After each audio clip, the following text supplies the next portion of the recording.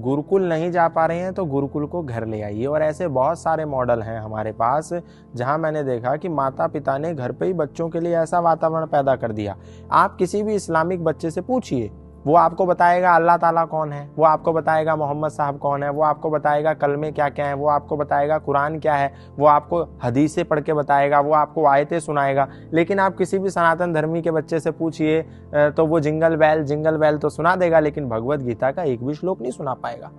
अब आप कह रही हैं कि बच्चे क्या जानने चाहिए? पहले तो माएँ जाने, माता निर्माता भवती। माता अच्छी होगी, माता जानती होगी, तभी तो वो बच्चों को पढ़ाएगी। माता यदि टिकटॉक पर वीडियो बना करके डांस करेगी तो बच्चों से हम ये अपेक्षा नहीं कर सकते कि वो हनुमान चालीसा आपको पढ़ करके सुना देंगे, है ना। तो बच्चों के लिए सबसे पहले एक पुस्तक है छोटी सी, आर्योद्देश्य रत्नमाला।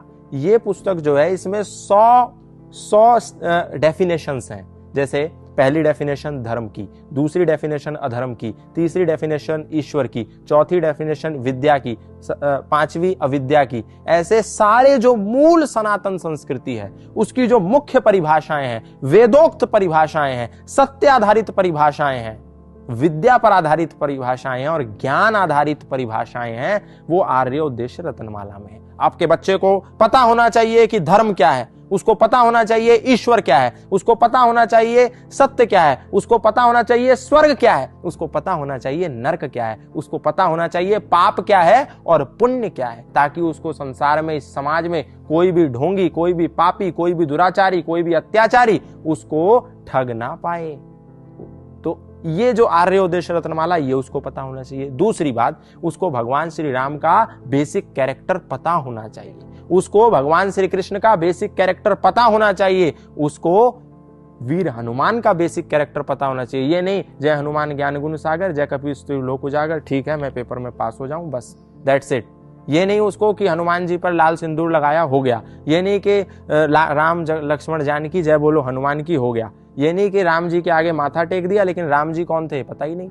और जब ये पता नहीं होता तो घर में भाई भाई से लड़ता है, जब ये पता नहीं होता तो बेटा अपनी माँ से लड़ता है, जब ये पता नहीं होता तो पति और पत्नी में आपस में विवाद होता है। लेकिन जब उनको राम जी के सामने मस्तक झुकाने से पहले ये पता होगा मर्यादा पुरुषोत्तम श्री राम का वास्तविक चरित्र क्या था, तो हर घर में श्रेष्ठ भ्राता पैदा होंगे, हर घर में श्रेष्ठ माता पैदा होगी, हर घर में श्रेष्ठ भाई पैदा होंगे, हर घर में श्रेष्ठ पुत्र पैदा होंगे और हर घर में श्रेष्ठ पिता पैदा होंगे।